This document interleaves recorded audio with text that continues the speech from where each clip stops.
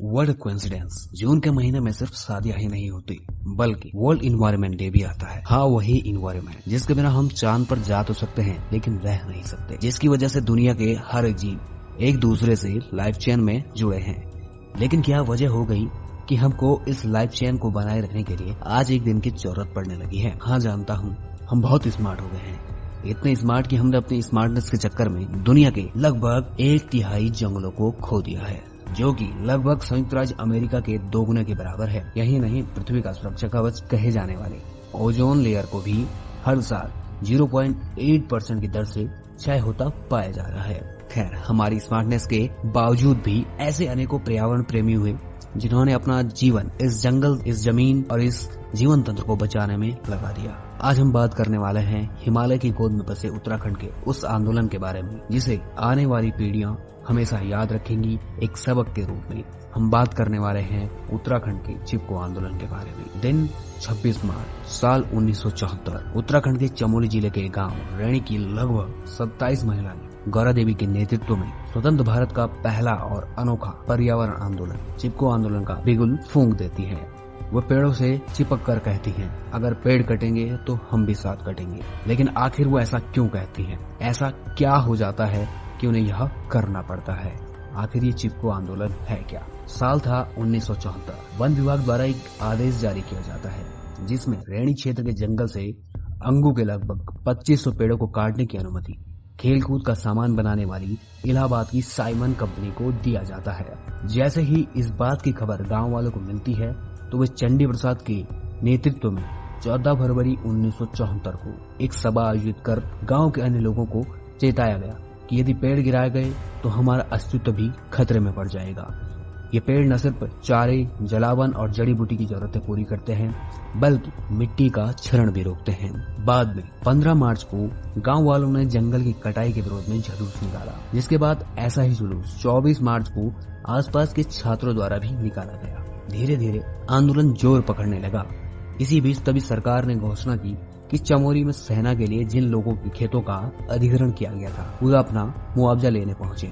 गांव के पुरुष मुआवजा लेने के लिए चले गए। वहीं दूसरी ओर सरकार ने आंदोलनकारियों को बातचीत के लिए जिला मुख्यालय गोपेश्वर बुला लिया था। इस मौके का फायदा उठाने के चक्कर में ठेकेदार और वन अधिकारी जंगल में आ घुसे। इस वक्त गाँव में सिर्फ महिलाएं ही थी, लेकिन उन्होंने हिम्मत नहीं हारी और बिना अपनी जान की परवाह किए पेड़ों से जा चिपकी। उनके साहस और अपने जंगलों के प्रति लगाव ने वैश्विक आंदोलन को जन्म दे दिया था। इस घटना की खबर लगते ही आसपास के गांव के लोग भी इस आंदोलन में जुटने लगे और यह आंदोलन रैणी गांव का आंदोलन न रहकर अब एक जन आंदोलन का रूप ले चुका था, क्योंकि उस वक्त वनों का शोषण करने वाली दोहन की ठेकेदारी प्रथा अपने चरम पर थी। यह प्रथा न सिर्फ जंगलों का शोषण कर रही थी बल्कि यहाँ काम करने वाले श्रमिकों को मनमाना श्रम देकर उनका भी शोषण कर रही थी। वनों के कट जाने से न सिर्फ ईंधन के रूप में प्रयोग होने वाली लकड़ी बल्कि रोजमर्रा के कामों में प्रयोग किए जाने वाले इमारती लकड़ी के लिए भी स्थानीय लोगों को वन विभाग का मुंह ताकना पड़ रहा था। साथ ही भूमिगत जल, भूमि क्षरण के चलते उपजाऊ जमीनें भी बर्बाद हो रही थी। आंदोलन की गति को देखते हुए दिल्ली विश्वविद्यालय के वनस्पति वैज्ञानिक वीरेंद्र कुमार की अध्यक्षता में 9 मई 1974 को तत्कालीन उत्तर प्रदेश सरकार ने चिपको आंदोलन की मांग पर विचार करने के लिए उच्च स्तरीय समिति के गठन की घोषणा की। इसके बाद समिति ने चिपको आंदोलनकारियों की मांग को जायज पाया और अक्टूबर 1976 में उन्होंने यह सिफारिश की 1200 वर्ग किलोमीटर के क्षेत्र में व्यावसायिक वन कटाई पर लगभग 10 से 15 वर्षों तक रोक लगा दी जाए। इस क्षेत्र के महत्वपूर्ण हिस्सों में वन रोपण का कार्य युद्ध स्तर पर किया जाए, जिसे कि उस वक्त की सरकार ने मान भी लिया और 13,1371 हेक्टेयर की वन कटाई की जो योजना थी उसे वापस ले लिया। चिपको कई महीनों में सफल रहा। इसके कारण एक सशक्त राष्ट्र वन नीति बनाने की भूमिका रखी जा सकी। वास्तव में इस आंदोलन की सफलता का मुख्य आधार गांधीवादी संघर्ष रहा। गांधीवादी सुंदरलाल बहुगुणा और चंडी प्रसाद भट्ट ने इस आंदोलन को जन आंदोलन के रूप में लाने का अनेकों प्रयास किए। साल 1978 25 दिसंबर को एक बार फिर मालगाड़ी क्षेत्र में लगभग 2500 पेड़ों की कटाई रोकने के लिए हजारों महिलाओं ने चिपको आंदोलन शुरू किया, जिसके समर्थन के क्रम में 9 जनवरी 1978 को सुंदरलाल बहुगुणा ने 13 दिनों का उपवास रखा, जिसके परिणाम स्वरूप तत्कालीन सरकार ने इन स्थानों पर वनों की कटाई पर तत्काल रोक लगा दी और हिमालय के वनों को संरक्षित वन घोषित करने के सवाल पर उन्हें बातचीत के लिए न्योता दिया। इस संबंध में निर्णय आने तक गढ़वाल और कुमाऊं क्षेत्र के हरे पेड़ों की नीलामी और कटाई बंद करने की घोषणा कर दी गई। सुंदरलाल बहुगुणा को चिपको आंदोलन का प्रणेता माना जाता है। यहाँ आपको बता दूं कि 21 मई सन 2021 को 94 वर्ष की आयु में सुंदरलाल बहुगुणा का निधन हो गया। वे कोरोना से संक्रमित पाए गए थे। आज 5 जून विश्व पर्यावरण दिवस पर उनके इस वैश्विक संघर्ष और उनके जीवन से जुड़े कुछ तथ्य हमें जानने चाहिए।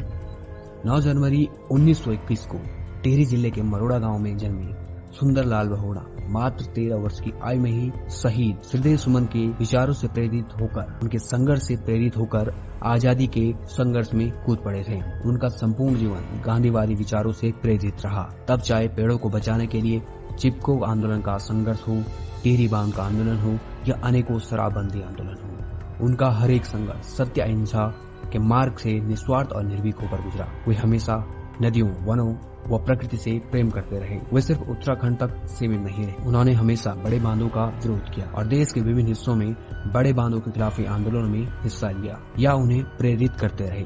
1980 के दशक के मध्य में छत्तीसगढ़ के बस्तर के भोपालपट्टनम और गढ़चिरौली में प्रस्तावित 2 बड़े बांधों को लेकर आदिवासियों के इस बड़े आंदोलन को 9 अप्रैल 1984 को मानव बचाओ जंगल बचाओ आंदोलन के तहत हजारों आंदोलनकारियों के साथ सुंदरलाल बहुगुणा भी विशेष रूप से उपस्थित रहे।